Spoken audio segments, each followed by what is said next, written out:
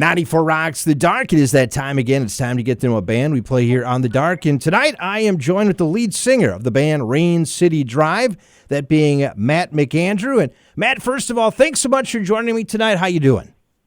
Thanks for having me, man. I'm doing great.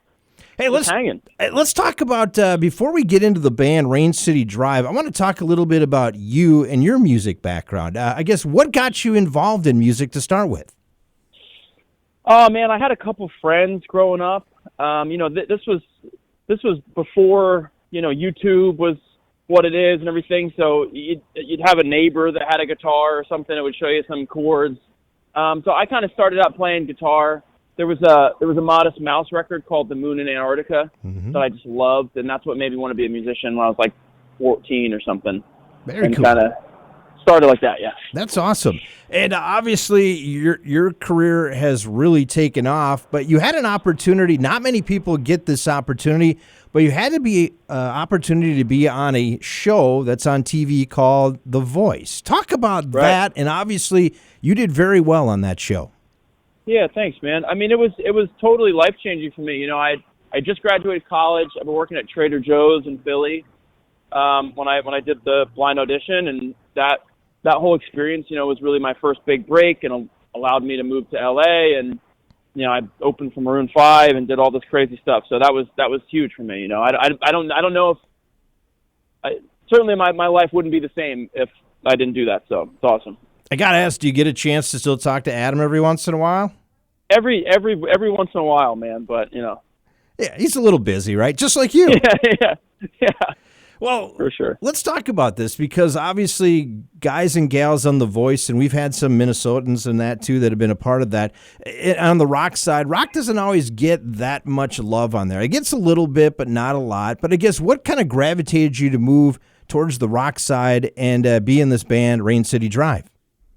Yeah, so I come from more of like I liked a lot of classic rock growing up, alt rock, and I'm also a big like pop singer songwriter guy. That was kind of what my solo stuff was. But I remember in 2013 I went to see Bring Me the Horizon, and this was right after they released Sempiternal, and I just loved it. And so I always had that in the back of my head that it'd be cool to do a band like that, something heavier than I had done. And so I got the chance when I met up with the guys, and kind of been running on that ever since. So now, of course, your band's Rain City Drive. You met these other guys; they were in another band. You guys have all come together, changed everything, and so far, so good. Everything's been great, man. It's been as nonstop as you could be through COVID and everything. So let's talk about that. Let's talk about that. Obviously, COVID happens. You were just kind of getting to the start of this band, and that. How did that affect you guys a little bit? Well, I would say we were lucky in that we had just finished our debut record with the five of us before all the lockdowns and everything. So we kind of had that ready to roll, and it was I'm sure you remember at the time, people didn't really know what to do. They didn't know whether we should be releasing music if we couldn't play shows. But for us, it worked out great, because it turns out everybody was home with nothing to do, and they liked hearing the new stuff. So that kind of helped move things along. You know what I mean? Right. I agree. You obviously were on a very commercial show, The Voice. And I don't know, what are your aspirations with this band, Rain City Drive? Do you want to be on rock radio? I mean, I've talked to a lot of different bands.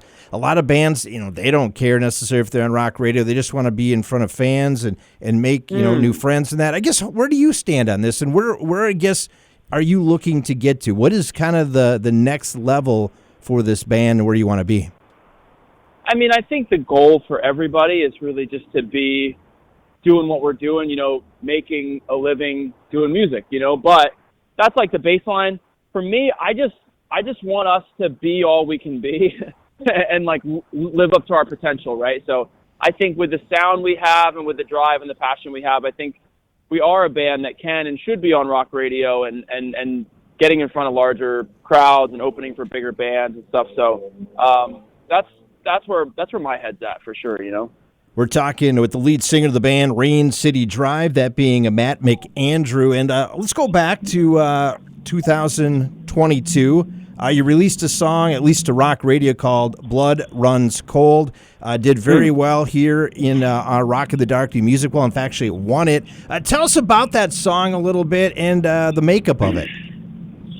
Man, Blood Runs Cold, one of numerous songs that I've written about about a past relationship. So at least there's some good. Imagine that. Imagine that, Matt. Dude. Imagine that. Just really, really in uncharted territory, in terms of songwriting. But yeah, no. So it worked out for us. It was fun. It was one we did with our buddy Eric Ron, and we kind of wanted to recreate that vibe, and we went in with Frozen, which is our new song we have out now. So. Yeah, absolutely, and I'm going to get to that new song in just a moment. But is this kind of the way you're going to look at music? You talked about bringing in the horizon, but is this kind of the direction, the sound that we're going to be hearing more and more of Rain City Drive, or is there going to be other, I guess, twists and turns along the way? I mean, I think there'll be twists and turns for sure. I think, it's tricky. Like the fans, know what they know and like what they like. But I think it's kind of a catch-22 because if you just do the same record every time, it gets kind of boring as well. So I think we'll naturally evolve and grow, and music's changing, But I sometimes like to think about it in terms of, what would be a good tour package. So in other words, like if you were to open with for somebody, you don't want to be a carbon copy of that band because it'd be weird. But it's something that would make sense. So Bring Me for me has always been a goal for Rain City to open for them, and one of the reasons is obviously it inspired me to get into, harder rock music, but also I just think they're a band that is constantly evolving and pushing the envelope, and that's almost the thing that I relate to less than the direct sound of it. I got you. More the mentality. So yeah. Well, you and Ollie aren't you guys best friends yet? Yeah, I mean, I would say best friends personally, but. I bet you got a few people you could pull some strings and maybe make that happen. You know what I'm saying? I mean, it's not a bad thing to have a few people in your back pocket, right? It's a small world out here in La La Land, dude. That is true. Hey, let's talk about Frozen, the new song we're spinning here. I think it's doing awesome. It's starting to see some charts. The rock radio charts are starting to move it in some of those charts. Talk about the song and that meeting. And let me guess, is it about a ex-girlfriend too again, or what? Yeah, I guess so. Wow. Just going back to the old well. If it ain't broke, don't fix it. It's musically, like I said, we wanted to recreate some of that vibe of Blood Runs Cold. I like the sound of that record, and it did well for us. So just kind of getting in with our buddy Eric, and I feel like Frozen is a track that it does have a little bit of that crossover.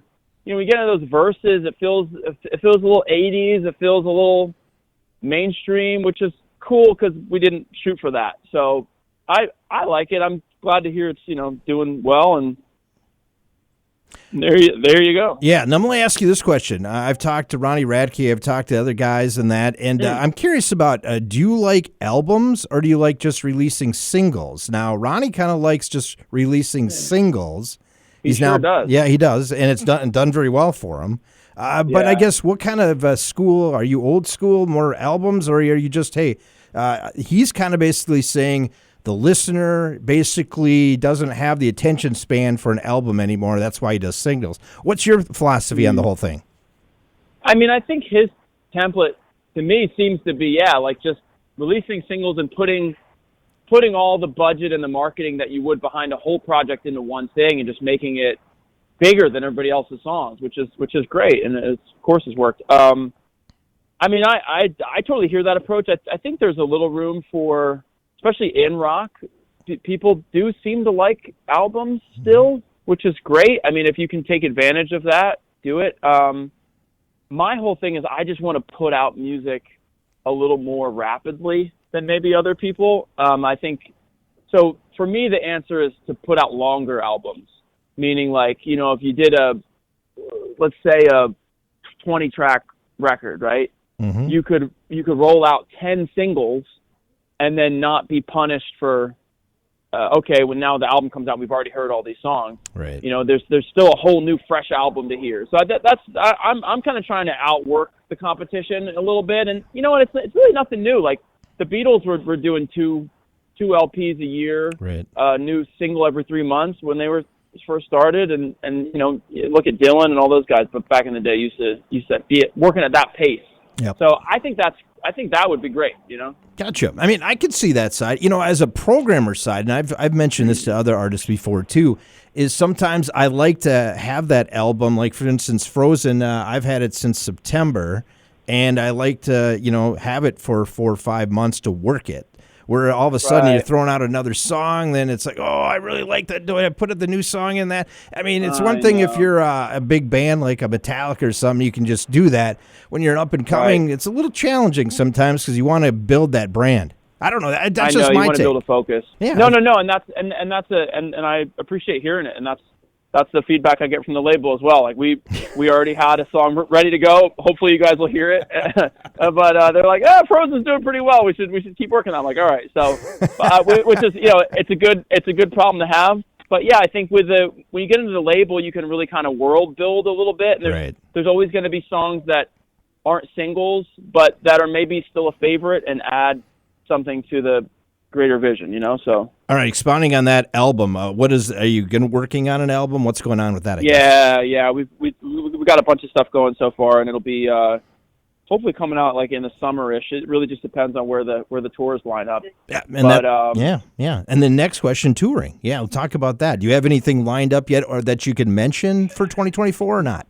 Not that I can mention, of course not. But What the hell kind of interview you think this is? I'm going to tell you things that are... exactly. No, but what I can say is that the tour that we're going to do next year is going to be good. And it's going to be one that I've seen in the comments for years from fans. Okay. And I think makes sense. I think sometimes tours don't immediately make sense to the outside or maybe potentially the people on the inside. Right. But this one does. Okay. And it lines up musically, and I think it's going to be a good one for us and for everyone. Can I ask what time of frame that you'll be able to let us know?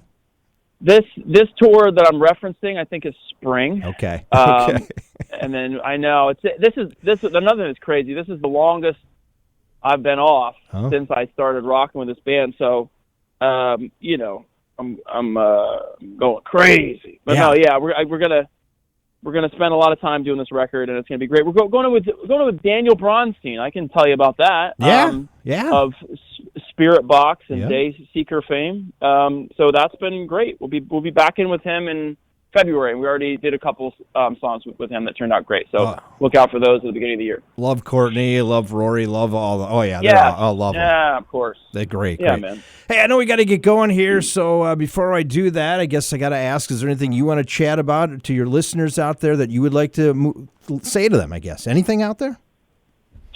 Thanks for listening, y'all, and thank you to you, man, for listening yourself and believing in the song, and it means a lot. Thank you for helping us. Are you going to make it to Minnesota sometime?